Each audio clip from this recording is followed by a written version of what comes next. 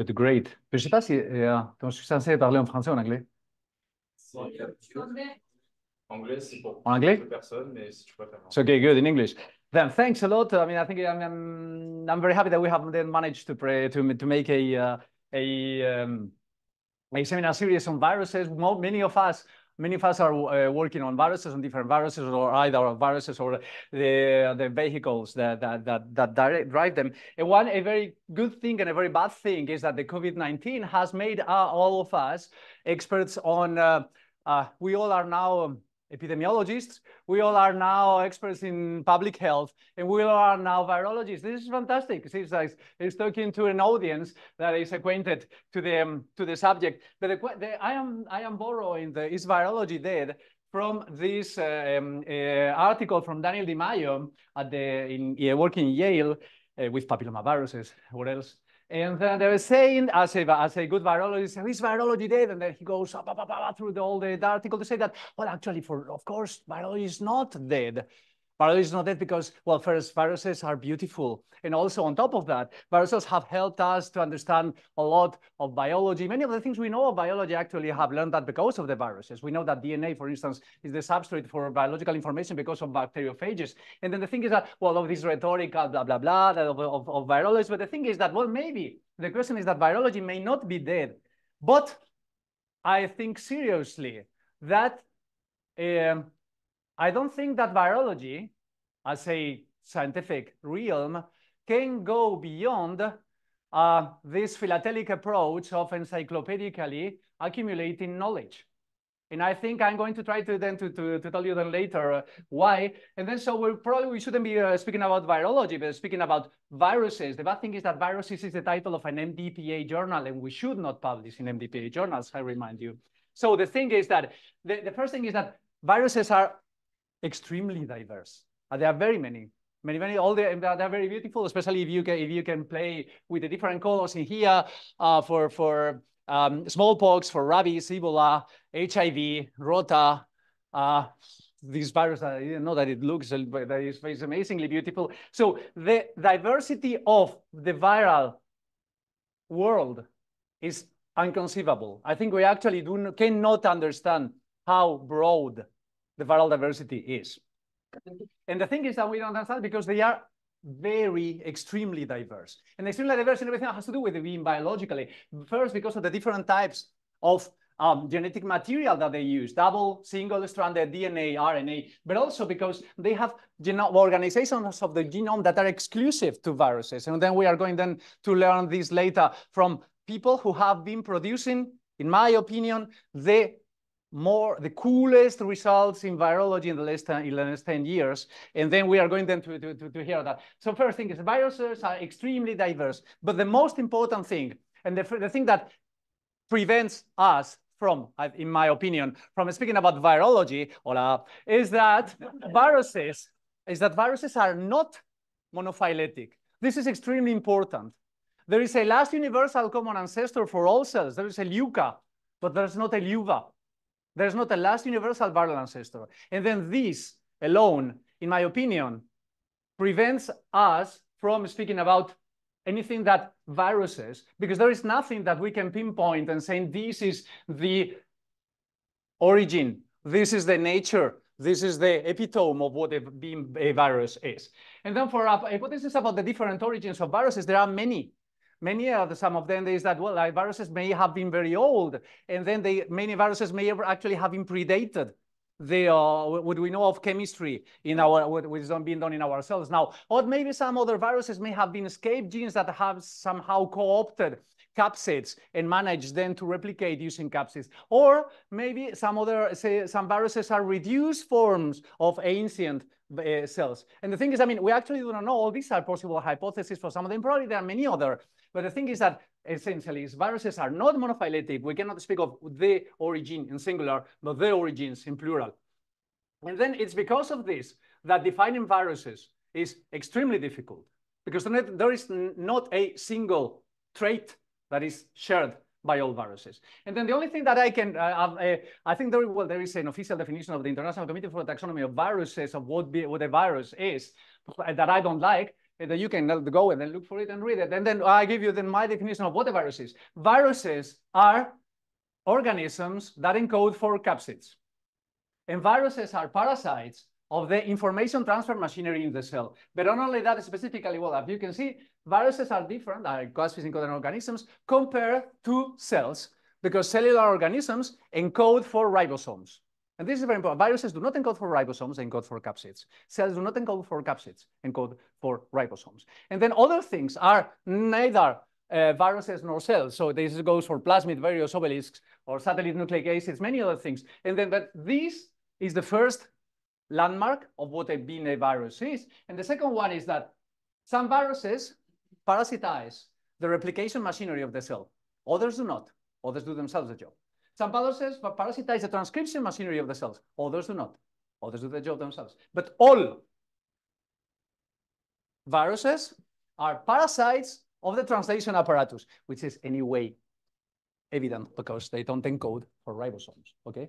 But the thing is, I mean, these two characteristics are the only things that are common to all viruses. And as you see, they are functional. And this is simply a phenomenological classification or a description. And then when it comes to classifying, well, one is always go and check what bright people said. And then Charles Darwin said that all true classification is genealogical. Well, good. Then can we make a genealogical classification of viruses? The answer is no. How can we make a genealogical classification of viruses if there is no single trait of a common origin for all viruses? And then the question is, how can then we classify viruses? Well, the question is that one maybe cannot classify viruses, but making taxonomy will make you famous. And this is something that, well, famous in the sense that taxonomy offers an opportunity for you to leave a name in a book. And then there are few things that viruses have in common, okay? There are also very few things that we scientists have in common. And one of the few things that we have in common is that we have an enormous ego.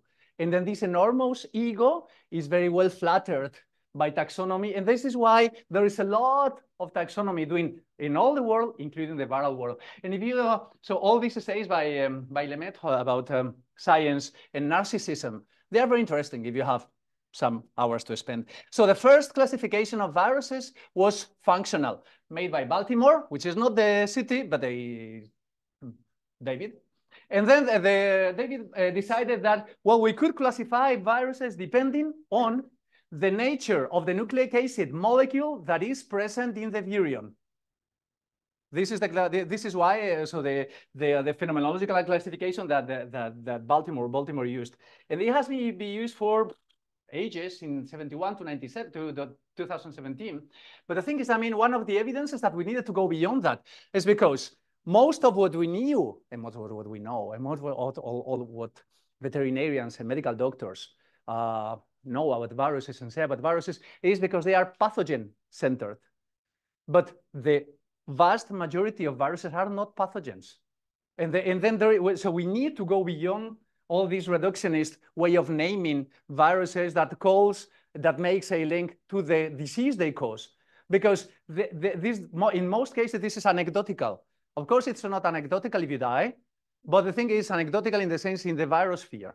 Okay, and then the thing also is a problem. It poses a problem that all this discovery of metagenomics has made to change our mind about how do we say that, because finding new viruses is extremely easy. You go there, you grab some dirt, elute, sequence, and there are new viruses there. So discovering new viruses is not difficult. But and then the thing is that. Are we allowed to say that we have discovered the virus when we have sequenced the genome? So does knowing an organism equate having sequenced its genome? I would say not, but the thing is that for the vast majority of viruses, the only thing we know are genomes. And then it says that we find ourselves at classifying genomes and not at classifying viruses and not at classifying organisms. And then, so the International Committee for the Taxonomy of Viruses decided in 2017 that they were going to organize the viral sphere into many categories. And then this changed, for instance, things for papillomaviruses when they started to go. Just to take an example, and they went well. So lumping and then splitting in the different families. And then in 2019, they made this nested classification from families to order to classes to kingdom to realms. And this, so I take papillomaviruses for two reasons to give you this example here. First, papillomaviruses belong to the monodena, which means that in the new classification, a double-stranded DNA virus is classified together with the single-stranded DNA viruses, which is a heresy compared to what was done before with the Baltimore classification that had to do with the nature of the DNA. First thing. Second thing, you see that there are plenty of names here for Thurhausen, for Stewart, and even for a Japanese empress, Sotoku, whose existence I didn't know. And this is also extremely new. Up to 2017, including eponyms, so the names of people into anything that had to do with viruses was not allowed. And after that, yes, ego. So if you use the name of other people, it's more likely that then some people will use your name to name things. But then the thing of that is that even people who are extremely experts of viruses, they are still there presenting viruses as if they were monophyletic, right, in here. So equating taxonomy, human classification, and organization of knowledge as if it was identical and isomorphic with phylogeny, which it is not. So we come to and then if we go for to say what is a virus, and we say what is a species, I'm not sure we would agree on what is a biologically a species or ecologically or evolutionary or in terms of function. I'm not sure we would agree on what it is, but I think, does this mean anything when it comes to viruses, speaking about the species? And this is important because we classify them as a species. And then before 82, the species concept was not applied. After that, they decided, well, a species is a cluster of strains of viruses. Who knows what this means? And then after that, Van Regenmortel, then he said, no, a species is a polythetic class. A polythetic class means that you have some characteristics and then some viruses. And then you classify the viruses. It is not necessary that all these viruses individually possess each of these characteristics, but still they possess some of them. So this is a class of virus which is polythetic. This one, for instance, presents the characteristics ABC or ABD, and then this is what makes a viral species. And in 13, there was a small revolution, and then we said, no, a virus needs to be monophyletic. And this is, again, a problem because when you have very 8 genes, and then we know, when we're speaking about cellular organisms, that the phylogeny of the genes thus is not equal to the phylogeny of the genome. And this is something that everyone having worked with very long genomes knows that. So which gene do we choose to build a phylogeny with? So what happens then with all the genes that go back and forth and exchange into genomes? How do we consider them? How do we consider? So then should we then speaking about a species of genes and not a species of viruses? And then the last definition that the International Committee for the Taxonomy of Viruses uses is this one. And then they use something that they equate viruses as a type of mobile genetic elements. So they include viruses as a subcategory of viral agents that contains viroids, plasmids, transposons, and many other things. And then if I enlarge this definition here, you will see that the boss is the study group of the corresponding viral family who decides what is a virus, what the criteria are. For instance, depending because of the pathogenicity or the species tropism, or the degree of relatedness of their genomes or genes. And then this, as you may know, there is a shift for classifying prokaryotes from the common classification that was done until the 2010 to base new classification on the nucleotide identity in the genome. And then this same proposal has been done also for most viruses. And then this has been proposed by each study group. The study group studying papillomaviruses, studying each viral family. And then the thing is that when you analyze pairwise viral distances between genomes or genes, you identify that this distribution is multimodal. And then one way of establishing boundaries and deciding this is a species, this is a genus, this is a family, is to fix the distances to the values of this multimodal distribution. This is actually what is done now. So I stop. And then the four things that I simply need to say is that viruses are extremely diverse, first. Second, viruses are not monophyletic. There is not a last universal viral ancestor. Viruses are capsid, the organisms that encode for capsids, and viruses are parasite of the cellular information transfer machinery, specifically of the translation apparatus. So I don't think we can speak about virology. I think we can, so we only can speak about viruses. But again, viruses is MDPI, and I like go with all these beautiful slides and images, and I think that we are going to learn many things from the Doro, Remy, Stéphane. So thanks a lot for having accepted to contribute. And I refuse to take any question. We can take them during the beers. Thanks. Merci. Donc tu me dis, Dorothée, quand est-ce que je passe tes slides, et je passerai tes slides. Voilà, d'abord, on va rester sur celle-là. Alors, thanks, I'm not going to share cooking recipes with you.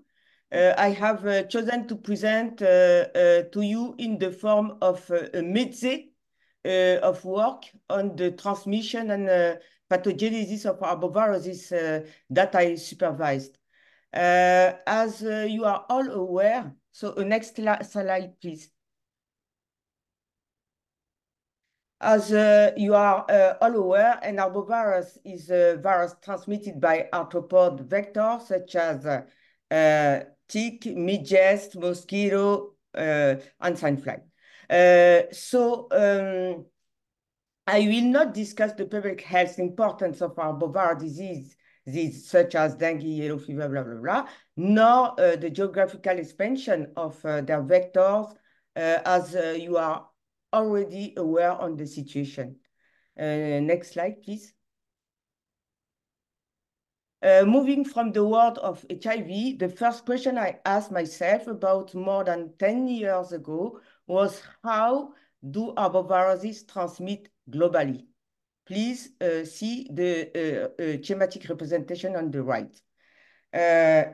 This is why I choose to study their biology, considering the virus vector vertebrate host triad in the left, in order to contribute to the identification of therapeutic targets. The schematic representation on the right illustrates, for instance, what we know about these viruses beyond pathogenesis. I will show you our team's contribution by following this schema. So briefly, arbovirus transmission starts when a female mosquito bites an infectious host. The virus enters through the blood meal and infects the mosquito's midgut, enters the circulatory system, where it disseminates to different tissues and eventually reaches the salivary gland.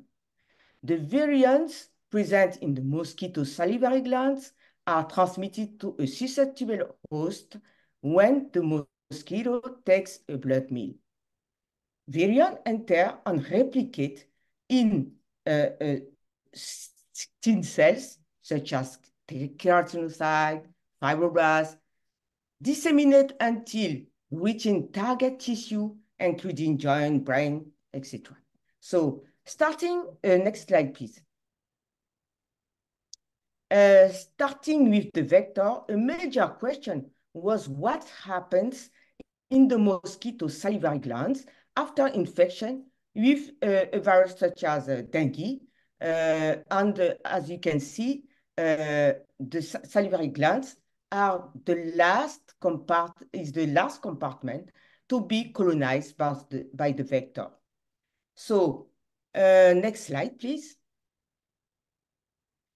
Through comparative transcriptomic and proteomic analysis of salivary gland of Aedes aegypti, mosquitoes orally infected or not with dengue virus, we identify several proteins, and you can see here a clear difference between the protein peptide profile of salivary glands isolated from non-infected, red in the and infected Aedes mosquitoes salivary gland. Next slide, please. Among the most strongly upregulated genes in dengue-infected Aedes salivary glands, we identify a putative antibacterial peptide belonging to the secropin family.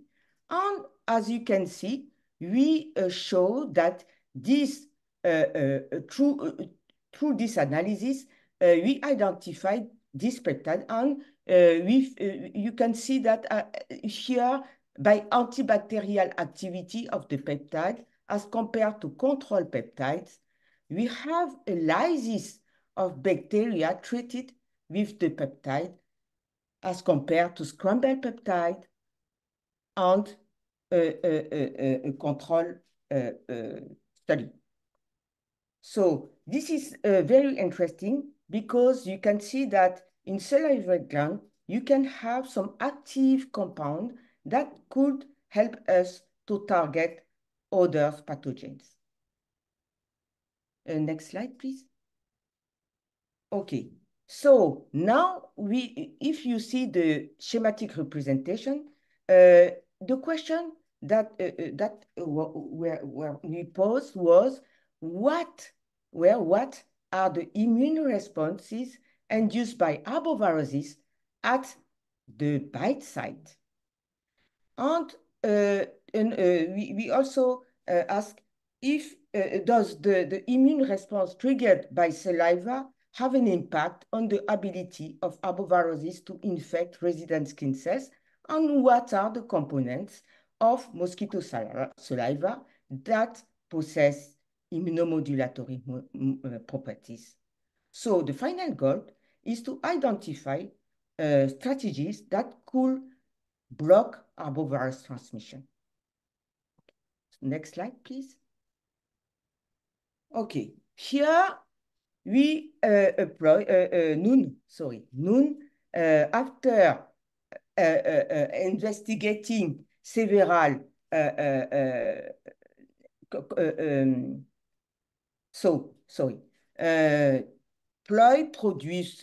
NOON produced several saliva proteins, and she tested this protein. She tested the ability of this protein to increase or decrease viral infection. She observed that saliva and saliva protein inhibit increase viral replication in human skin cells. And we then tested how this could happen. And she clearly demonstrated, as you can see here, that Aedes aegypti saliva contains a prominent 34 kilodaltons in red in the graph that strongly enhances dengue virus replication in human keratinocyte. Next slide.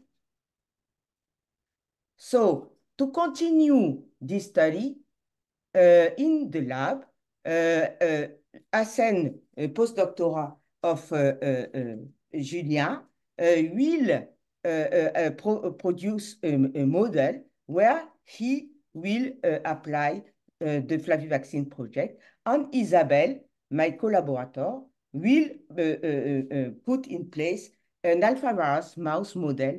And something that I would like also to add is that I have also made a model of infection of skin explant with infected mosquito to elaborate and continue this study. Next slide. David Guerrero, I co-directed the thesis of David with Tineke Kantaer, and he examined for the first time, the initial epidermal and dermal innate and adaptive immune responsive to the Aedes aegypti saliva, and he compared the immune response before and after Aedes aegypti bite in skip biopsy from 30 healthy Cambodian individuals. Next slide, please. As you can see, our study shows the evolution of innate and adaptive immunity after a mosquito bite, and we identify key genes and cell populations involved at different time points post-infection. We got a good idea of how mosquito bites influence the immune response of skin-resident cells under normal physiological conditions. And the question now is what will happen when these cells encounter not only salivary factors, but also dengue virus. Next slide, please.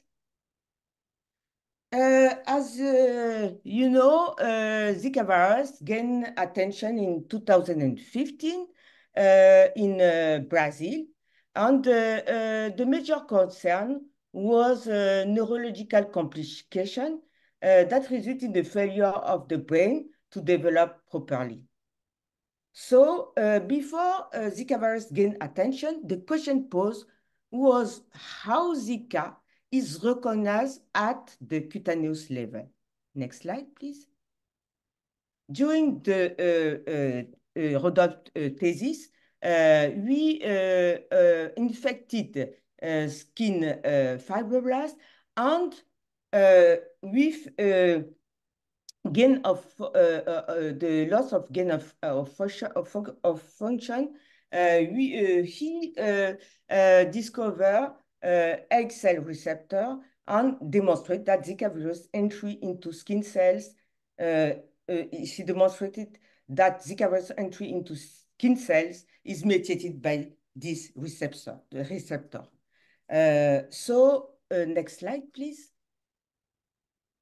We finally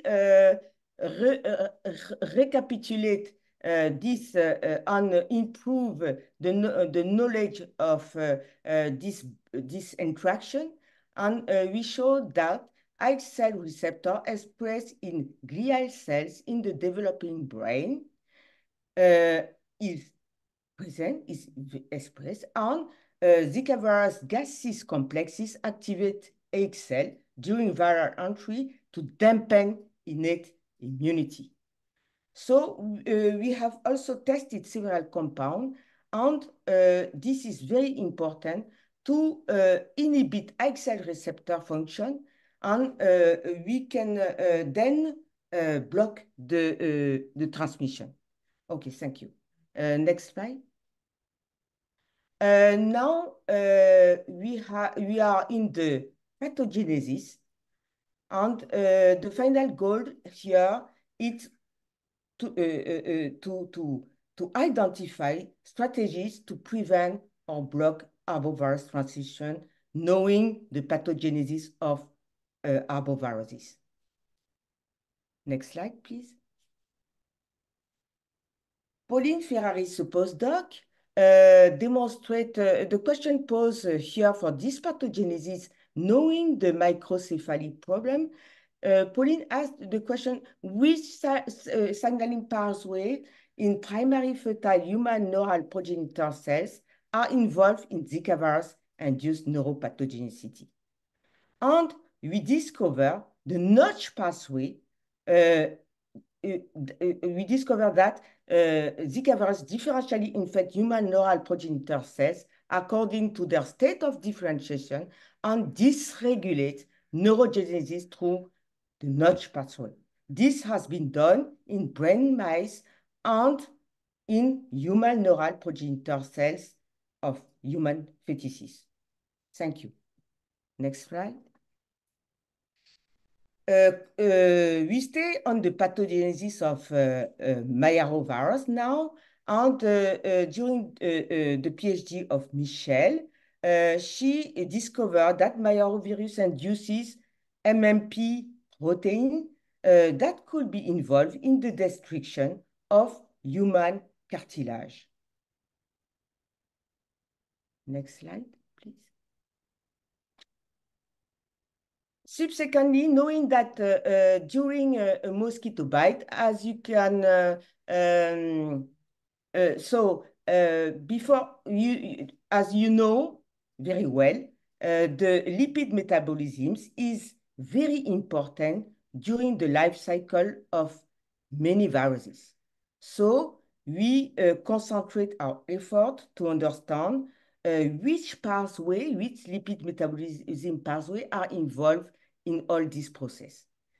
Pias discovered that imipramine, an FDA-approved drug, exerts its inhibitory effects at least at 2 different stages of the chikungunya infection cycle. This is a strategy to help design of new antiviral compounds that interfere here with cholesterol transport. Next slide, please. Now, we focus on all these lipid compounds, and the question that Ploy posed during her thesis is which lipid metabolism pathway are involved in the entry or neuropathogenesis of the Mayarovirus. We therefore infect neural progenitor cells and perform a transcriptomic analysis of uninfected and infected cells, and she performed bioinformatic analysis and obtained several host factors, showing that it is very important to do this kind of analysis to observe the lipids pathway that are involved in the pathogenesis of Mayarovirus. Next slide, please. The ANR Metaboden project that we are starting this year, which is based on lipid metabolisms, will hopefully allow us to identify biomarkers of dengue severity as well as medication and therapeutic target. Next slide, please. Thank you for your attention.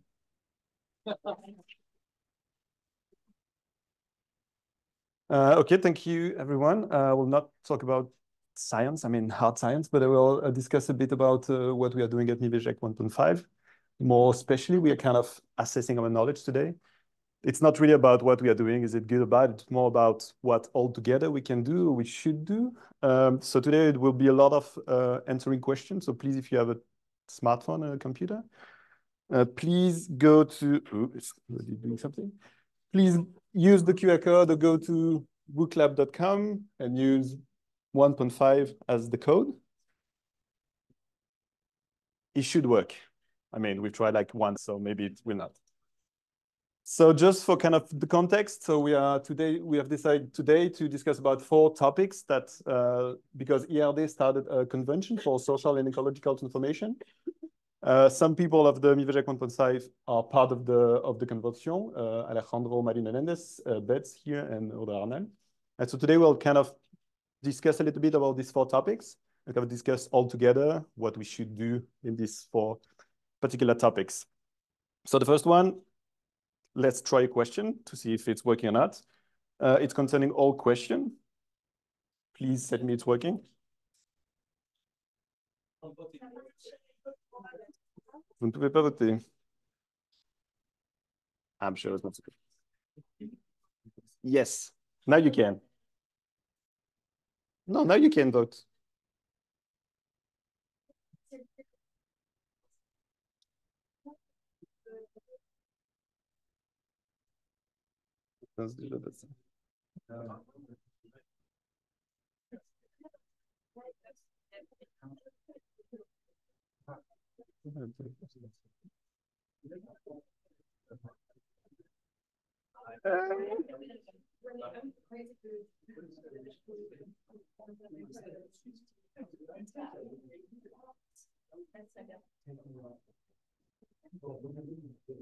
Okay.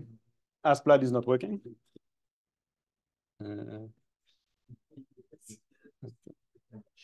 Comment dire ça?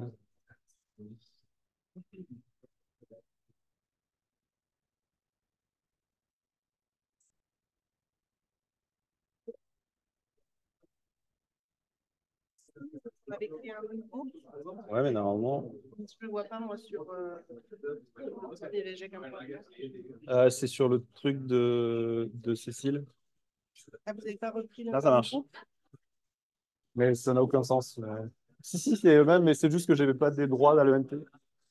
No, easy. Yes, please vote. So the first question is about what is the share of responsibility of human activities in the current climate change. So yeah, if you don't have the QR code, go to booklab.com and use 1.5 as the code. Do we need more time? Too late, 37 seconds is good enough. 100%, yes, 100% is a good answer.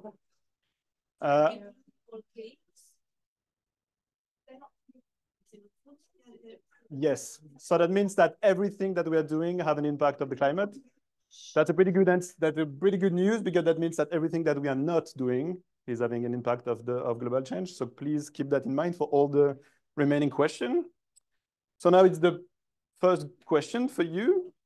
It's concerning the first topic. There will be transport and trips. So the first question is, in the last 5 years, 3 years, 2 years, whatever, did you actively change your means of transport to reduce your environmental impact? That you decide to not take a flight, or, I don't know, use your bike to go to a conference? We know some people are doing that.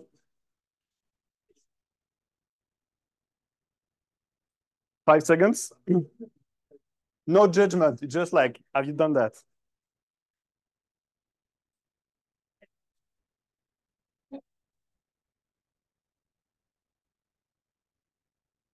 What answer?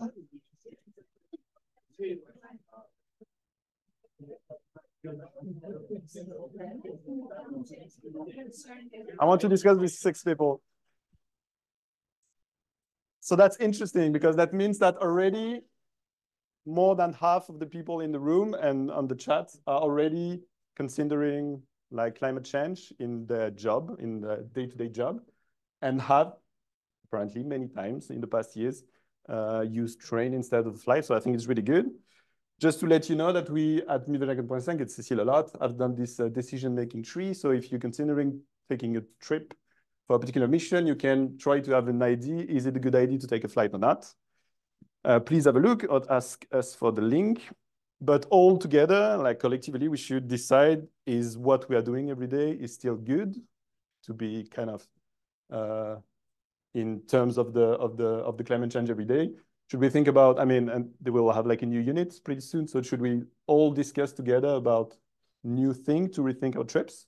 Should we think about quotas or personal collective quotas? You know, like if we have traveled too much, should we stop because it's having a negative impact on the climate? Should it ban the flight trips if it's only for a 2 days mission or something? Should we have like incentive budgets for everyone who are only taking trains, for example? I don't know. Just for you know, in the meantime, should we compensate everything that we are doing? I think we'll still take flight a lot. So in the meantime, should we compensate our footprint? That can be an issue because we cannot buy anything that we want. But Deutsche is trying to work on Go Green projects to buy trees. So maybe at some point we'll be able to compensate our footprint if it's something that we collectively decide. Other topic, purchases. So now it's not trips, it's purchases. So just for you know that the purchase at Virologie is more than half of the carbon footprint. So everything that you're buying, everything that you're not buying have an impact on the carbon footprint of the unit. think when you buy something. So another question for you.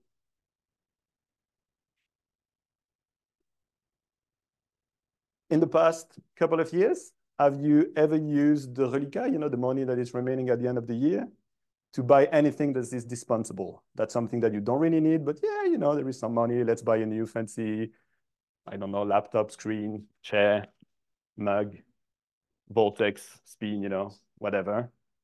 Again, no judgment. It's just kind of, you know, trying to understand what's happening.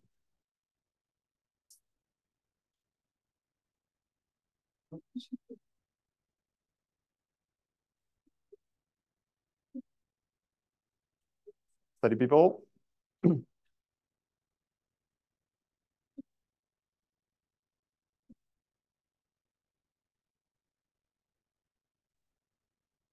40. Let's wait 45. 43, 44. 45. Okay. Yes, of course. So it's not our fault. I mean, it's how it's working. When we have money, we need to use the money because some people can say, oh, you know, if we don't use the money, then they will take the money back. So that's a problem, but maybe we should think all together what we should do with the reliquat money. But it looks like most of the time at the end of the year, even if we don't need anything, if we have the money, we'll order stuff. So if we order kits or informatic stuff that we will use in the next year, that can be useful. But if we are just buying kits to be on the shelf for the next 5 years and then, you know, will expire, that's annoying and that's a waste of energy. So please, if we're trying to rethink our purchases, please gather and anticipate everything that we're doing. If you need one kit and someone at the end of the corridor needs the same kit, please do just one order, you know. You can estimate the impact of a purchase actually in this link. You can as well buy some second-hand equipment. So if you need like a, I don't know, vortex, you don't need like the new super fancy vortex, you can use a second-hand one.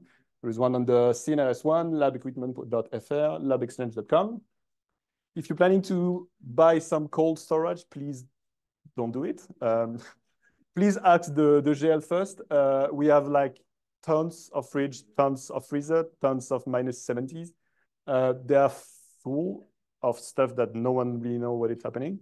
So please discuss with the GL, discuss with colleagues before buying anything. If you need to buy a new one, it's probably because you need to replace it. And we will announce pretty soon a recyclerie. So that means that like Le Bon Coin, like everyone can put anything that it's, you know, it's in office, it's not using anymore. So that would be useful. It's already existing for informatics. That would be for everything. Another question about rethinking our operation. So how we are working every day. Here that would be in the lab. So what do you, oh, that's the answer, right? Ooh. So 500 million of plastic are produced every year. That's a lot. That's the weight of the Togo population every year that is produced in plastic. What's the part of this 500 tons of plastic every year that will be recycled? 10 seconds. Stressful.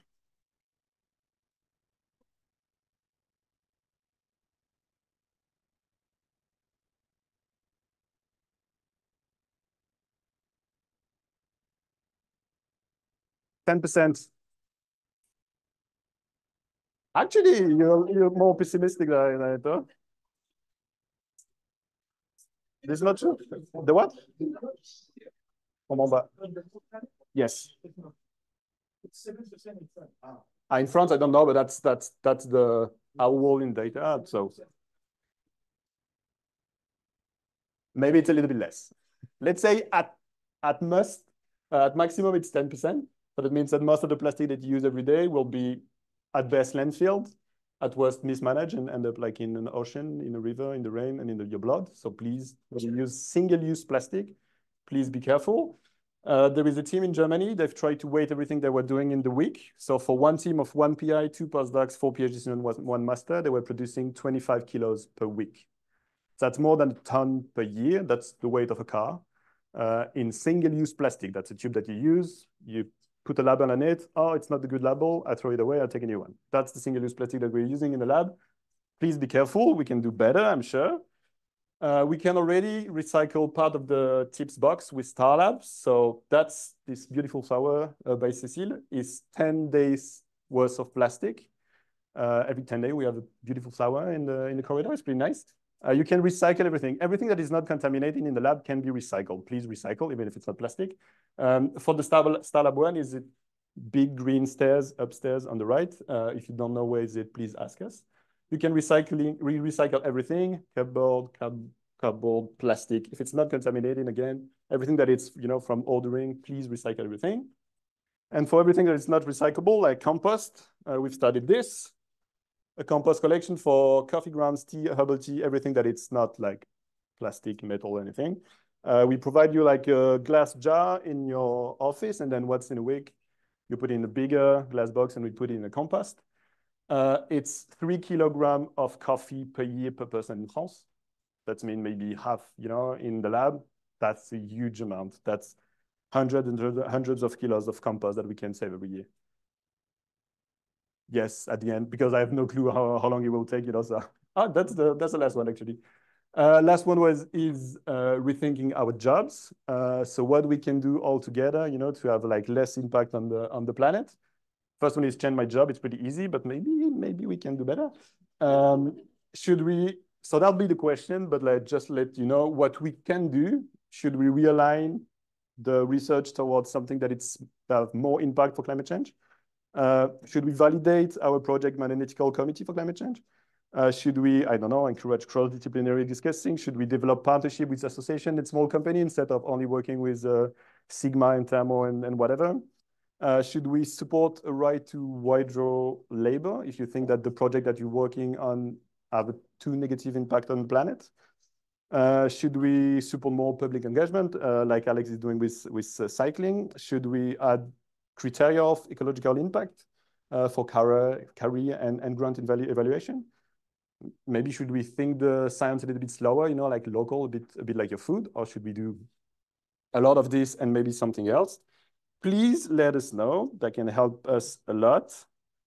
What do you think would have the more impact in terms of your job every day? What would be the most efficient action to reduce the impact on the planet? The most, just one.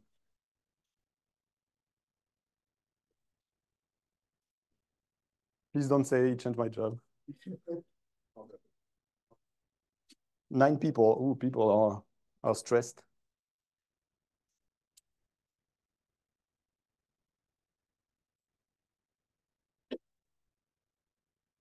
$26.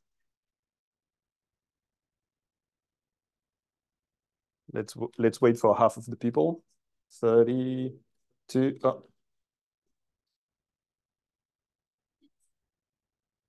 Keep going.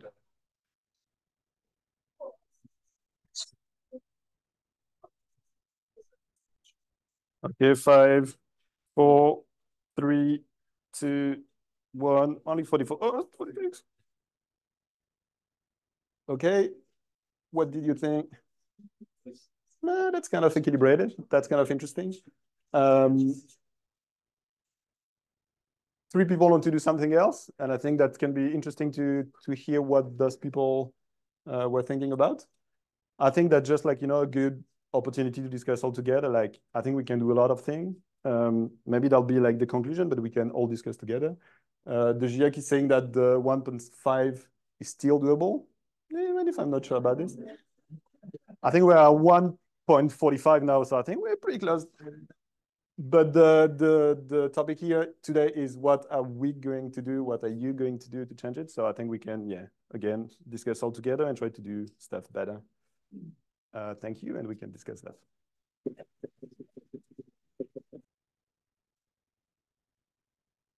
But I'm not sure. I will do the same presentation as Nacho did. So thank you very much for the invitation. So I will try to do my best to do on time. So I would like to present you some of the work we have done, or I have done with a lot of collaborators that you will see since 5-6 years, by following the bacteriophage adaptive walks. especially during host range expansion. So, okay. What?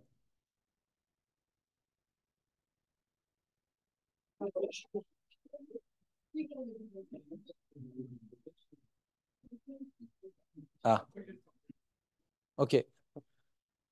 So thank you. So the fundamental question I'm interested in is why so many different species. So one of the old question was made by Darwin with the finches in the Galapagos, but also I like this this presentation of all the viruses that you can see that are super diverse and they are all very specific. So why so many different species? So there is two kind of main hypothesis to answer this question. One of the hypotheses is pretends that Jack of all trades is master of none.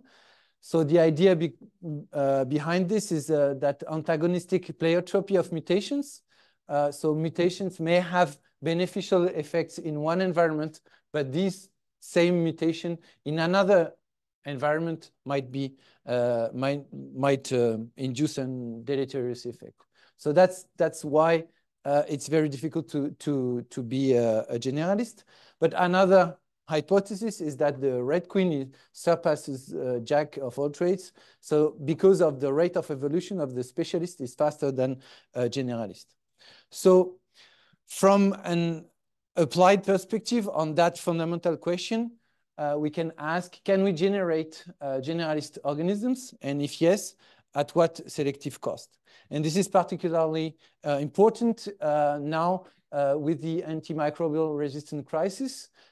So for instance, here you have different kind of E. coli genotypes, and you have different kind of antibiotics. So usually some antibiotics kill all the genotypes and some don't kill any.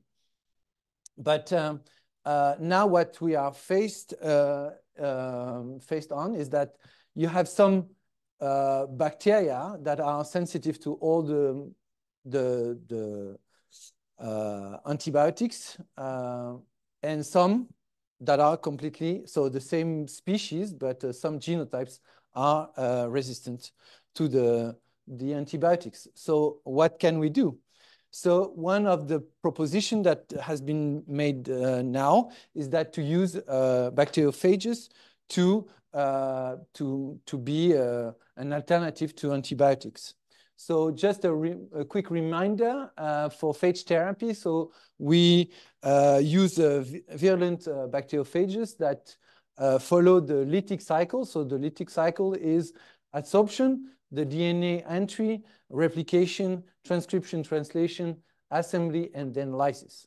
So you can easily understand that here the bacteria is dying and then you get rid of the bacteria. So the problem with that is that bacteriophages are super specific. So here you have several phages and all of the E. coli, well, some of E. coli genotypes. And you can see, for instance, T7 is only able to infect 2 genotypes. And, well, I don't know, T4 is 2 also. And each phage is a specific one. And so the question is, could we be able to generate a super generalist bacteriophage? And if yes, at what selective cost? So, so then I was interested in doing that. And so one of the protocol we use to generate a generalist is what we call the Appelman's protocol. So I will just briefly explain to you how it's working. So imagine you have a 96 well plate, and then you take that's the way we are doing in the lab. So 8 strains per row, and then here per columns you add the same phage at different concentration, right? So the concentration decrease. So here it's high concentration, high MOI, so multiplicity of infection. And here it's low concentration, low MOI. And so you let it grow together, and then the next day you harvest only the wells that are clear, and then you mix all of these phages, the population, within the same tube. You add a bit of chloroform to kill the bacteria that might remain. You never know, and then you take this and you put that again on the same kind of plate with the naive strains. So there is no coevolution. There is only forced phage evolution, and so you do that several times, and then you harvest each time an evolved phage that you evolved in the lab. So the first experiment and the results that I will show has been done on a virus that we isolated from the Vieux-Port in Marseille, and that we call the Salten, and it's Salten infects Salmonella enterica Tennessee. So we choose to train our phage.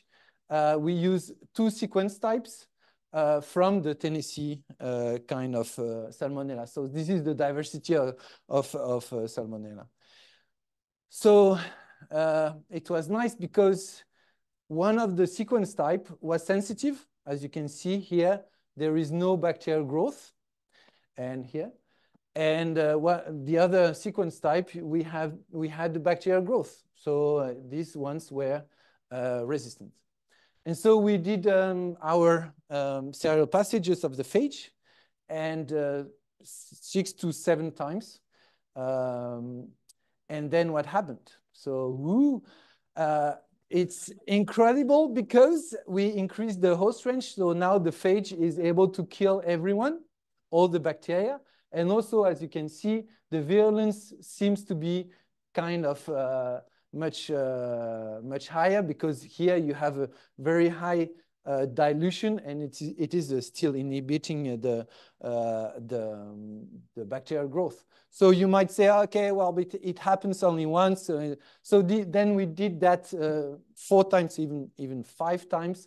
And as you can see here, qualitatively, it's always the same. You have host range expansion, and you have also increase in virulence. So that's the graphical way of showing it. So now it's the more boring way of doing it, showing the results. So here you have the ancestral phage, the black crosses. So here you can see that these ones, the phage is not able to infect, but it's able to infect these sequence type. Okay, so, and here you have in color, you have all the evolved phage, and then you can see that here they are all virulent. So what I didn't explain is that here is the virulence index. 0 means you are not virulent, and 1 means you are virulent. Okay, so the evolved phages are able to kill all the bacteria. So it's exactly, in fact, it's the same data that are here and that are here, but shown in a different way. So then our interest was to understand what happened to the phage to be able to infect the 2 sequence types of bacteria. So then we sequenced the full genome of the phage in the 4 populations. And because we had the advantage of these 4 independent populations, we looked at the mutations that were exactly on the same locus. And so then we observed, so here in blue, you have some, especially here, you have some mutations that appear on the 4 populations. And the one that I want to present you now, but we could discuss about the others, are concerning the parallel mutations that are accumulating within the caudal structure, the caudal genes that are, so the proteins that are involved in the tail. And one thing that we So it's quite interesting. So all the black dots are the ones that are fixed that are present in all the population. And it's interesting because it's always at the external side. And two of the mutations that were super interesting are just at the end of the long tail fiber. So they are represented here, well, here and here. And these mutations, we looked when they appeared, because it was only 2 mutations on this gene. So when did they appear over the passages? So we looked at after 1 passage, 2, 3, 4, etc. And we looked for these two mutations and also some other for these ones. And one of them appeared very quickly at the first, after the first transfer. So then we said, okay, maybe so they are parallel mutation. They appear very quickly. So maybe they are responsible for the host range expansion. So then we wanted to do a direct mutagenesis. So we used reverse genetics. So just the principle of it is that you introduce a bacteriophage, the ancestral bacteriophage, within a bacteria that harbor a plasmid in which we have introduced the 2 mutations that we wanted, right? And just because the phage is the way of its life is only a recombination every day. So then you might have some phages that will recombine with the plasmid and then harbor the 2 mutations, okay? And all the genome will be exactly the same as the ancestral one.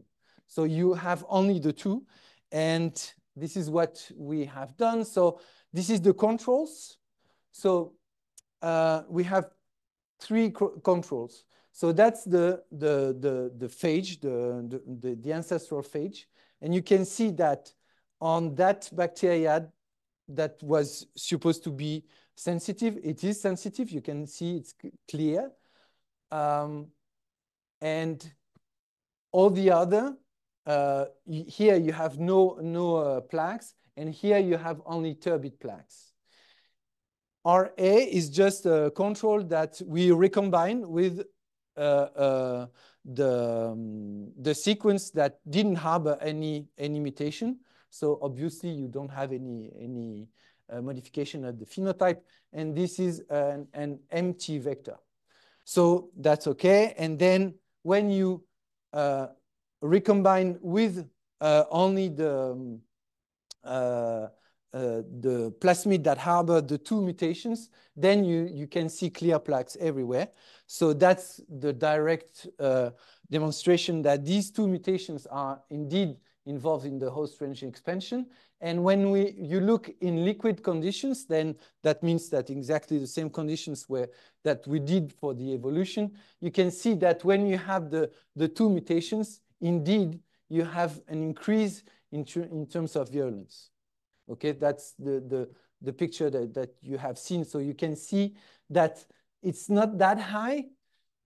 So maybe these 2 mutations are not, that are on that tip, are not responsible for higher virulence. But for sure, they are responsible for host range expansion. So as a partial conclusion, we have shown that adaptive mutations are accumulating within bacteriophage genomes. Natural selection allows to recover phage with expanded host range and also increased virulence. And we can train generalist bacteriophage in a short interval, so that is 1 to 2 weeks. So in terms of therapeutic phage, it's quite interesting. So the perspective is what mutations allow the observed higher virulence. Second, are the evolved phage efficient in vivo? And also here we have used 8 strains from 2 sequence types. So what would happen if we had trained the bacteriophage on more bacterial genotypes? So this is the second part of my presentation. So sorry, I forgot to mention that all that work has been done by Amandine. And now I will present all the work that Elsa did. In fact, I was interested in working with the Hospice Civil de Lyon within the project ANR that we got together. And so the idea is they want so Les Hospices Civils de Lyon is the hospital here in France where you have the most phage therapy use. So they mostly use phage therapy against staphylococcus, but they want to work also on E. coli. So which E. coli do you want to take? So this is the presentation of all the different sequence type of E. coli. And one of them, the ST131, is the one that is now, the frequencies now in the hospitals are increasing, especially because they are carbapenem resistant. So they are with a particular interest. And so we had the advantage of getting 191 genotypes thanks to the CNR collection. So this is the distribution of all the strains that they gave us. And they also gave us a bacteriophage that is a T4 virus, so called V45 by now, but I presume they will change the name. So this is what we have done. So taking the phage, and you have the presentation of the classification of the bacteria. And here in yellow, they are sensitive, and in purple, they are quite resistant. Well, they are resistant. So obviously, we couldn't take 191 bacteria. So we we choose 47 to use these 47 bacteria to train the phage. So this is at time 0 with the ancestral phage. And after serial passages, this is what happens. So as you can see, and we did that in 3 independent populations. So typically what you can see here is that it was resistant, and then it became, after 14 passages, it became sensitive, okay? So these are 3 populations, independent populations, right? So I could have shown one after the other, but you know.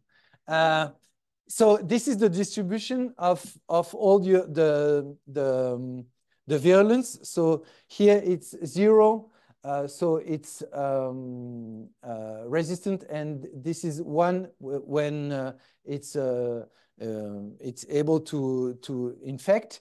So this is for the ancestor, and now this is for the 3 populations here. So you can see that for the ancestor, you have a huge quantity of bacteria that are resistant. And after evolution, the phage is able to infect most of, if not all, the bacteria. So that's one of the main results. But now one of the questions you may ask is, okay, so what does it tell us about all the other bacteria that you didn't evolve into it? So then this is, okay, just, hopla, what is that? Yeah, next slide. Yeah, no, sorry. Just now, with these 3 populations, we wanted to know what are the mutations responsible for this adaptation. So obviously, we did the full sequence for the 3 populations. And here in red, you have the mutations that appear in the 3 population, in blue, the 2, and in yellow, the 1. So then here it's written all the name of the genes where you had three mutations, where the parallel mutations were appearing on the three populations. So they appear on tail fiber, here tail fiber also, and receptor recognizing a protein, and also RNA ligase. Okay, so now we are at that point. And also what we did is that what I was going into it, is what is happening to these areas where the phage didn't evolve. So did that evolution influence the evolution on the other bacteria? And as you can see, indeed, evolution makes a difference, right? So you have here resistant bacteria that become sensitive. And if you look at the distribution, again, you have a shift from becoming resistant to becoming sensitive. Okay, so then we ask ourselves,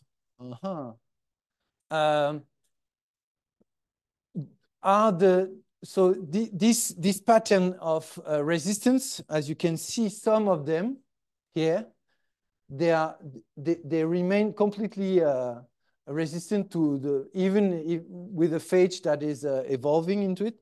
So then what makes these bacteria responsible to be resistant? So one of the obvious answer is, okay, these bacteria harbor some defense mechanism that the one that are very close by don't have. And so this is what we have done here. So I represented here all in purple the bars with the bacteria that were resistant, and we can't see, even though we can't see much, it's not obvious. I mean, it's not, you have this gene that allows the resistance. So this is under progress, but clearly it's not the good direction, or at least we need to go deeper. So if you have any idea, I'm happy to discuss. So as a partial conclusion on this part, so natural selection allows to recover generalist. Adaptation to one collection allows the adaptation to other bacteria, even though it's not all of them, and especially not necessarily the one that are the closest on the classification. So the perspectives is, do we observe higher virulence on the evolved phage?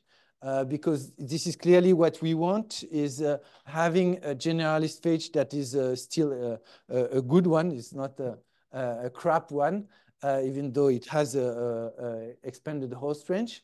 What mutation allow the observed expanded host range? So clearly we want to do reverse genetics to show directly that this or this mutation is responsible for it, so especially for the tail fibers. And what is this RNA ligase mutation doing? That would be quite interesting in terms of T4 interaction understanding. Which molecular mechanisms are involved in the bacterial resistance for these 10-ish bacteria that are resistant? And can we find other phage that would target these specific few genotypes resistant to V45?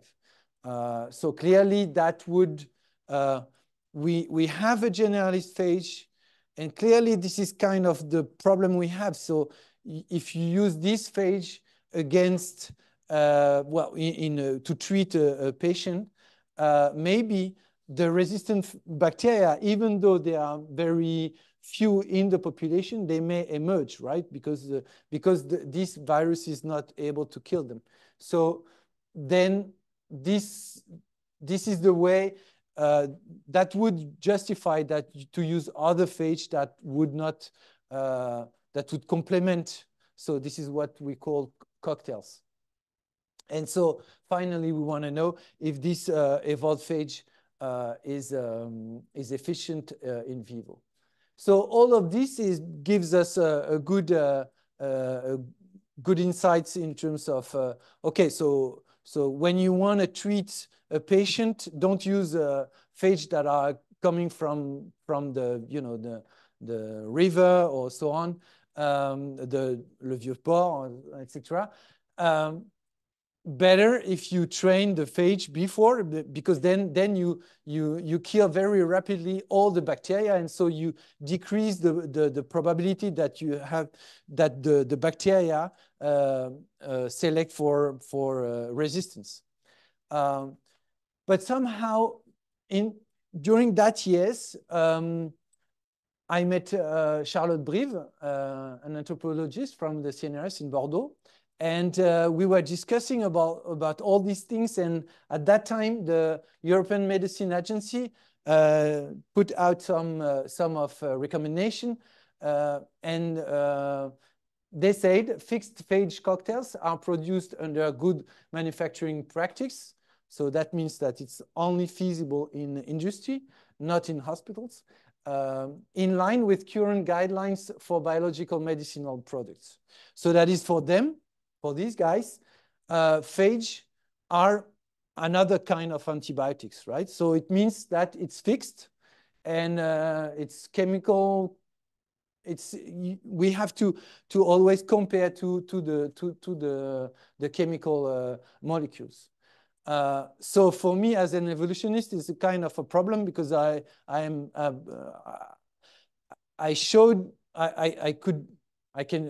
have shown you that the phage just you can improve the phage activity by evolving it.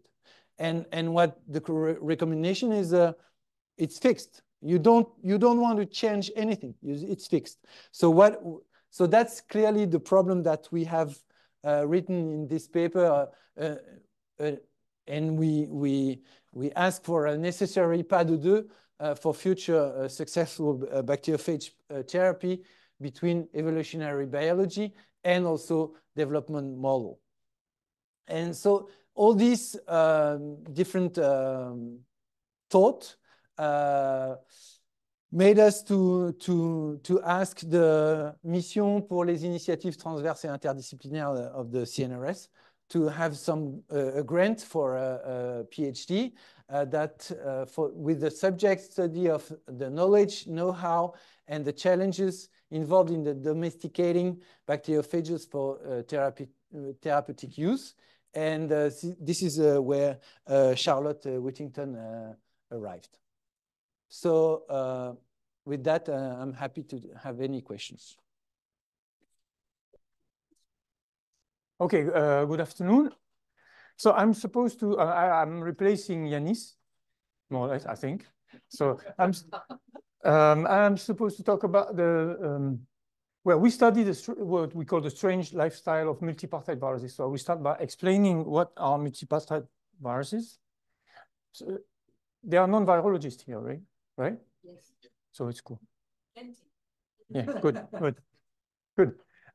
So if you consider the architecture of the genome of viruses and the way they package the genetic information, one can distinguish about three categories. So the first one is what we call monopartite. Basically, you have one genome, one single nucleic acid molecule encoding all the genes. So here, there are 8 colors, 1 color per gene, so it's 8 genes. It's just because my virus has 8 genes. But so this is basically one genome, one particle. So these are the canonical virus, right? The conception you have, I mean, you virologists or non-virologists about viruses derive from this, as you will see. Then the second category is what we call segmented. So here the genetic information is divided into several nucleic acid segments, but at least, well, not at least, specifically one copy of each is packaged together in the same virus particle. So it's quite close to the canonical virus. This is influenza, for example, where you have one genome within one virus particle. Again, so one is enough in theory to initiate an infection. And then you have a third category, which is the multipartite virus, which is the most bizarre one, where the genome is divided into several nucleic acid segments, but each segment is packaged separately in its own virus particle. So here the genome of a virus is in a population. It's not in a virus particle. So they are very interesting fundamentally, but they are mostly ignored. So I guess it's because, as you can see here, those categories can be RNA or DNA virus. They can infect fungi, bacteria, animals, humans, right? Those ones infect mostly plants. And it seems that people don't care too much about plants. And so you've probably never heard of it. And even most of the virologists in the world have never heard of it. But together, if you count the number of species, they represent 17, so almost 20% of all viruses described on the planet, right? And we don't really understand how it works. As you will see, some people have tried for about 50 years to understand these things using the conceptual framework in virology. And I said the conceptual framework derived from this. And this is a problem because, as you will see, the concept we have, the way we conceive a virus is too narrow to understand how this is working. And this is the point I want to make today. So I want to insist on 3 aspects, which I think are really cool. This is a summary of 10 years of research about, and 1 perspective, right?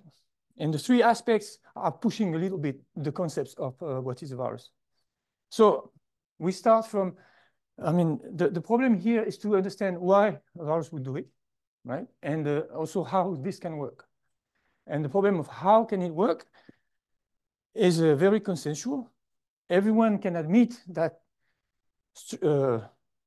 packaging a genome like that is a problem because I think we don't agree on the term MOI, so maybe I'm not using it. But if you push a number of particles inside a cell or a host, right? If this is a multipartite virus with 8 segments, so 8 virus particles are required to have the whole genetic information, it doesn't work, right? With 1, 2, or 3 virus particles, it doesn't work. With a normal virus, 1 is enough, right? So even if we push 8 inside, by chance, we will have twice the same gene, and then some gene will be missing. So we have to have a lot of virus particles infecting every single cell or every new host, not to lose information. So I'm not talking about high MOI, I'm talking a high number of particles must infect. And that is a cost, which is the chance of losing information, right? So what was intriguing when we read the literature at the beginning is that all the people modeling this thing, trying to understand how it works, or how is it possible, they were all implementing model in this situation that you probably did not notice, but it's done on purpose. I mean, in here, you have about the same frequency of all the different colors, meaning that all segments are about equi-frequent, right? And I don't know why, they never mentioned it, but all people modeling those systems were always implementing models with every segment at the same frequency. So this is probably because intuitively, this is a situation of a minimum cost, right? And so if there is no pressure or no constraints on the frequency of the segment, the system should evolve to the situation of minimum cost, right? Because if you have like another situation like here, where you have frequent segments and I mean, consequently, you have some rare segments, overrepresentation of the frequent segment and the rare segment are lost systematically. So this is not a favorable situation. The system should not evolve to this unless there is a real reason to do it, right? So, this number needed not to lose information is even much higher. So it's not very much realistic. And we realized that experimentally, this has never been tested. So that's the first thing we did. We actually just did that on a virus model that we use, which is a nanovirus. That's the family. I mean, we don't care very much. They infect legumes. These are the purified virus. So here you have several virus particles. They contain different segments, but we cannot see a difference at this resolution, at least. They are transmitted by aphids. So they are like arboviruses, but of plants. This is the genome. So 8 segment, single-stranded DNA, 1,000 base each. Very simple system. They all have the same replication origin, which is in red here. And they all encode a single gene. So you have one virus particle, one gene, right? And this is really much a system because here, for example, the M DNA encodes the movement protein that controls the movement of the virus in the plants. The N DNA controls the transmission by aphids of all segments. This is the replication segment that uses the same replication origin on all segments to replicate them all. And for example, this is the S segment encode the code protein that is produced in the cell and go and encapsulate individually, separately each of the segments, right? U1, 2, 4, U stands for unknown. We don't know what they do, right? But they are there all the time, but we don't know what they do. So from the outside, they all look the same. And in the cartoon I've shown you before, that you need a lot of particles within a cell not to lose information. One assumption is that they all have the same capacity to enter a cell, whatever the segment is inside, right? So the chance of a segment to enter a cell or host is just depending on the frequency of the segment in the population. We are exactly in this situation. What you see here is the electron density map of the virus particle at 3 angstrom resolution. So we derive from that the atomic structure. And I can tell you that within the population, we have one class of particle. They are all the same, whatever segment is inside. So for the virus, there's no way to sort this segment or this segment. It's just chance. So the frequency of the segment is going to be very important. And so we didn't know at that time what was the frequency of the segment. So we just did specific qPCR in a population. And to cut this story short, I'm trying to go to the graphic representation immediately. So we can inoculate artificially. We have infectious clones, right? About equal amount of each of the segment. And what I'm representing here is what's going on when the virus infects the host, right? So immediately, what we obtain is something like this.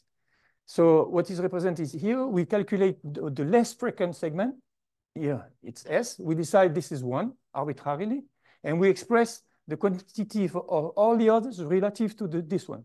So for 1 copy of S, we have 2 of R, 13 of N, 3 of M, etc. And we call it the genome formula, which tells you which segment is present and in what relative amount. So this gives you an idea of the relative copy number of each of the genes within a population. So this is highly reproducible. We can do that 1,000 times. 1,000 times, the virus goes to this equilibrium in the population, unless we change host, if we change environment. This is in fababine. And so if we transfer the population of virus from fababine to alfalfa by aphids, we go from this genome formula to this one. And what you see here, that some rare gene becomes frequent, some frequent gene become rare. And the 2 genome formula are indicated here. They are very different, right? So from the same core information, the population composition changes completely, right? So we thought, first we published it, and then we thought that perhaps this could be a way to regulate gene expression in different environments. Because, for example, if you have more copy of a gene, perhaps you have more expression of this gene. So we set to test this. And as you can see, we published this in like 10 years ago. And before we tested this hypothesis, it was just last year, so about 10 years. For this, we just use the variation that if you infect 20 plants in parallel, you have slight variation in the frequency of a segment across the different plants, right? So we just extract the total nucleic acid, qPCR, to get the segment copy number, so the genome formula. But then from this total nucleic acid, we can purify the messenger RNA, reverse transcribe, and quantify the proportion of each of the messenger RNA from the virus. Then we can compare the segment copy number and the proportion of the messenger RNA of the virus in the population.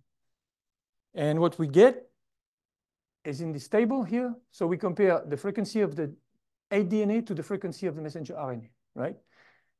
In here, so for one given DNA, its cognate messenger RNA in this line, we did the correction for multiple tests. So this is very solid. And in 4 conditions, in faba being early or late in infection and alfalfa early or late in infection, we have very strong correlation, positive linear correlation. If you have more segment, you have more messenger RNA, right?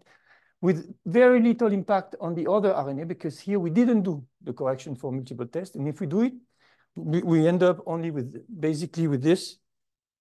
So this is again, very surprisingly simple situation where if you change the frequency of one segment of the genome in the population, you change the frequency of the corresponding messenger RNA without affecting the others. That's quite incredible, but this is the way it is, right? So yes, the change in genome formula is driving change in gene expression pattern in different environments. So I made a cartoon to make this graspable intuitively. This took me about half a day to do it. So, but I'm recycling. I'm doing greenwashing. I'm recycling this for 5 years now. So, yeah. So this is a population of multipartite virus, 8 genes, 8 colors. And this is a genome formula where clearly the blue gene dominates, right? Now, if we transfer this population into another host, what happens is that the pattern of gene expression is totally changing. You have exactly the same colors, just the frequency of the color that's changing, right? But the 8 colors are still present. Now, another host, again, the thing is changing. If you go back to the initial situation, you go back to the exact same genome formula. Then we deeply, I don't know if I can tell that, we deep sequenced all this population. And even a single variant at 1% in the population cannot explain those changes. So this is all mutation-free, which means that that's my first point. This virus can adapt to new environment without mutation. So this is something quite original for a virus, because we all think that the virus to adapt needs to mutate, recombine, I don't know what Rémi showed you before. And so I want to discuss that a little bit more, because this is posing very interesting questions. Like there is a phenomenon called gene copy number variation or genomic accordion, and we can compare that in multipartite virus. So what is it? In eukaryote, prokaryote, and large monopartite DNA, monopartite means one chromosome. Huh? So you have one chromosome with plenty of genes. You all have heard about gene duplication. So for example, the blue gene can be duplicated here. And most of the time people think that because it's duplicated, it's redundant. And so this is allowing neo-functionalization. So the clear blue gene becomes dark blue. So this is another function, right? But even without this, so if you keep 2 copies of the same clear blue gene, this can be immediately adaptive due to the gene dosing effect. More copy of the gene, more expression of the gene. This has been demonstrated in fungi, in bacteria, in viruses many times, right? And if the environment imposes it, the amplification of the gene can be huge, like up to 20 copies of the gene, like that. But if you go back to the naive or to the initial environment, so those extra copies are not necessary anymore. This gene expansion here, this genome expansion, contracts because you have deletion of all the extra copy of the genes. And so it's called genomic accordion, right? This is a very well-known phenomenon, lots of experimental work in the last decade in many different organisms. Now let's see how it compares to multipartite viruses, right? And to simplify, we just go for the amplification part. This is a population of multipartite virus, and if we change environment, clearly we have an amplification of the blue gene, right? Now this is cool. The question, I don't have the answers, but the questions are fun. I mean, this is not a question, it's just a fact. There's no need for sequence rearrangements. Here, you need cut and paste and DNA repair machinery, something very heavy to build this stuff here. While here, there's no change. There's just more of the blue, but it's the exact same blue, but more, right? The size packaging limitation. It was thought that this phenomenon was possible only in large monopartite DNA virus because they are like a huge virus with a very soft envelope that can accommodate lots of genome size variation. And it was deemed impossible in the small icosahedral single-stranded RNA or DNA virus because there is a size limitation constraints. In this virus, they are small icosahedral with a strong constraint in size limitation for the genome, but still they can do it very easily. They just make more of the blue particle, right? And the package amount is the same. Now, this is more intriguing. Here, gene expression is regulated at the level of the genome. This genome expresses more the blue gene. Here, gene expression is regulated at the level of the population, right? It is a dynamic change in the composition of the population that regulates the gene expression, because the blue particle expresses the blue gene exactly the same as here, but at the population level it's completely different, right? Another thing is that this is clearly a genetic change. I mean, this sequence is different from this one. Should we consider that a genetic change or not? Because the sequence is exactly the same, package the same, everything is the same, basically. So I don't know, huh? It's just a question. So this is questioning also what is the genome of this virus, right? If we consider just one copy of each of the segments, the genome is the same here. But should we consider the number of copies within the genome as here, then this will mean that the two genomes are different. And then lastly, this is clearly the thing that is selected for, right? This is expressing more when this blue gene is needed, and this variant is the one selected. Here, we don't know. We don't know what is selected for here. This is questioning the level of selection. So we had a PhD student working on this. I'm not going into this now, but basically it's a complex situation where you have selection at the level of the segment and selection at the level of the group of segment also. Both are acting together. Okay, so now the longest part is done. So now we have a genome formula that changed within host, and we think it can regulate gene expression very easily and very reversibly with no sequence signature, right? Nothing is changing when you change environment. So it's a cool way, easy way for the virus to go and back to adaptation to new host in a changing environment, for example. But it's setting the virus in a terrible situation where the very important genes like capsid protein gene, replicase gene, they represent 2% in the population. So they have a high risk to be lost, and they are very important. So how can the virus survive with this? Then here comes, as I told you that our conception of the viruses comes from the monopartite virus. And so the whole community tried, they were convinced that the virus, as any virus, has to put all the genetic information in a cell, so at least one copy of each segment, then make RNA protein to make offspring virus particle. And with this, they will infect the next cell or the next host and repeat the exact same thing. And then again and again. So basically, the spatial unit of replication of a virus is a cell. And then you have a reiterated phenomenon, exactly the same again and again and again, right? So they were asking, how is it possible that a virus is transmitting every time without losing information? But they never questioned, is the virus really doing it? So there were no experimental data on it. And it's easy to test. So we just did some in situ hybridization specific of the segments. So to go fast, this is a plant, the vascular tissue, and in blue, you have the nucleus. If you don't see them very much, it doesn't matter. So what is green is the virus. We have a probe against every segment of the virus. So it's in the vascular system here.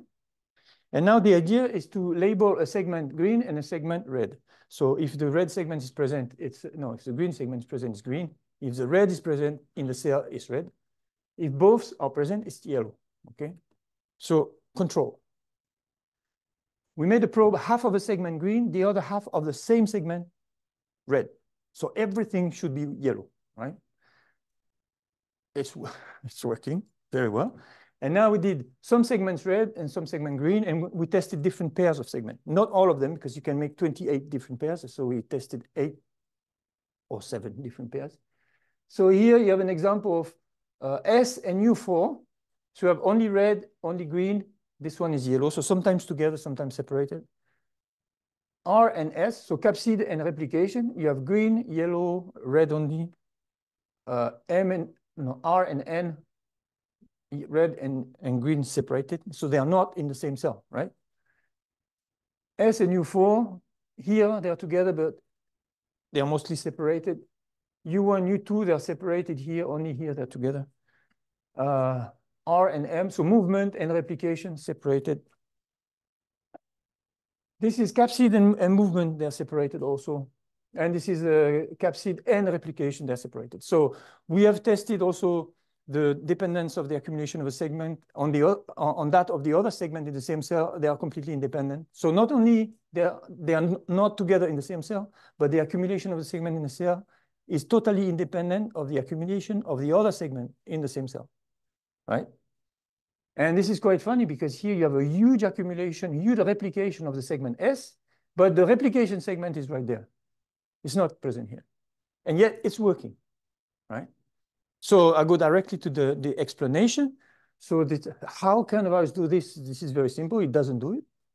And so this situation, the virus infects at a low, with a low number of particles, and they cannot all be together in a cell.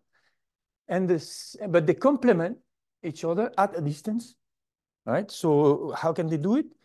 We suppose the virus arrive in, this is the sieve elements, that the vascular system of a plant. And then the virus will infect susceptible cell in a way with a low number of particles, so that some particles are not together with the others in the cell, but they produce either RNA, messenger RNA, or protein that are mobile. So they can be considered as common goods, and they can be redistributed in between different cells, right?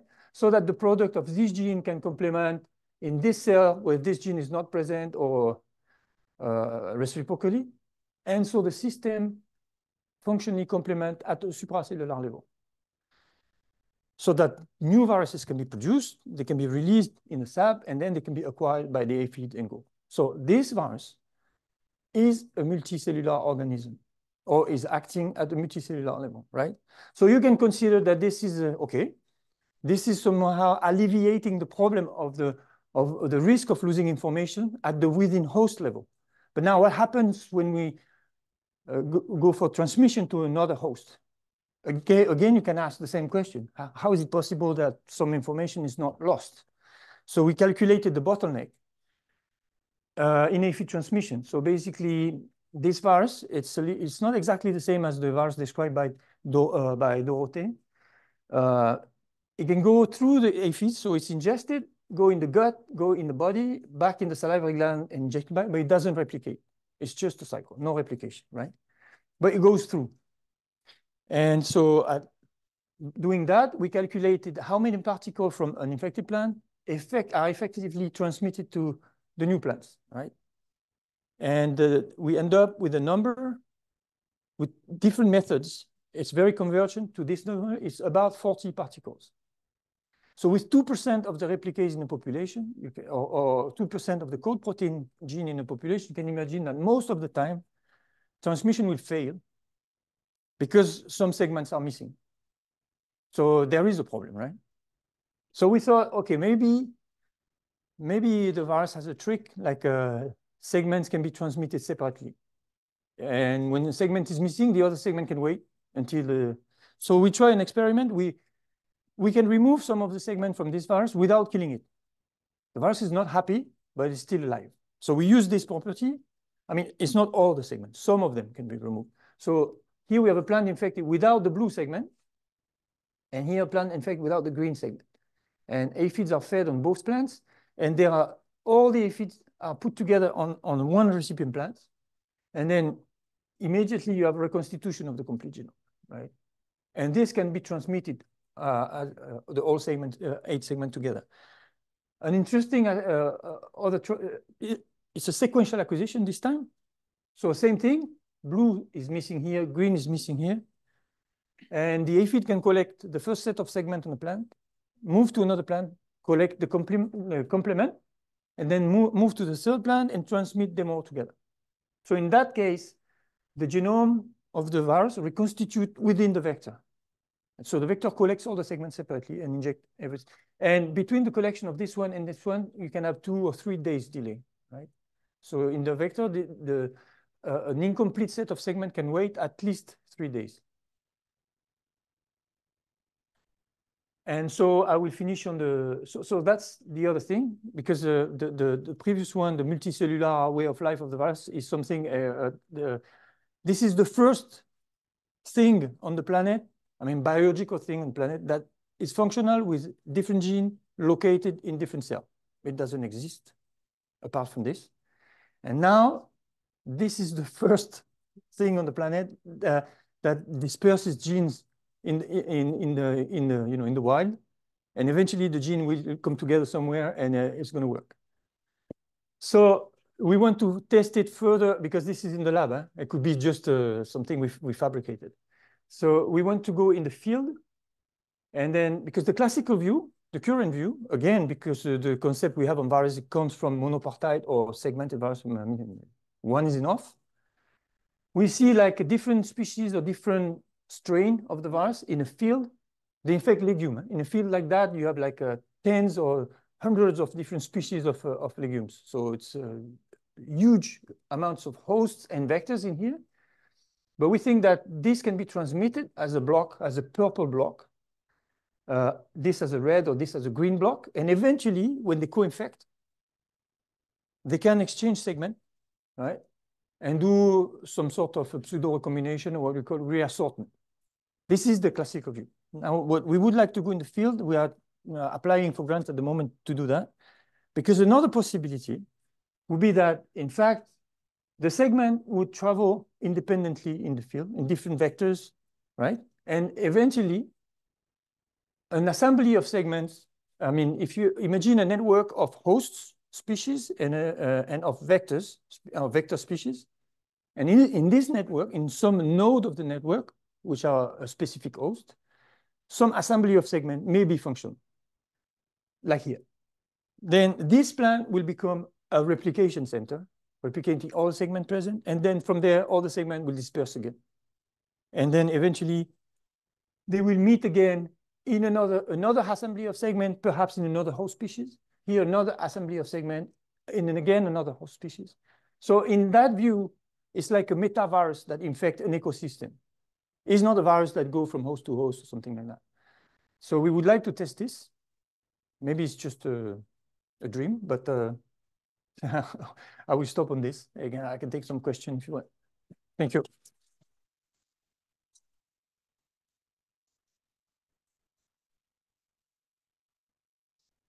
These are all the people involved in the work I've been talking about. And Yanis is skiing at the moment. That's why I'm here.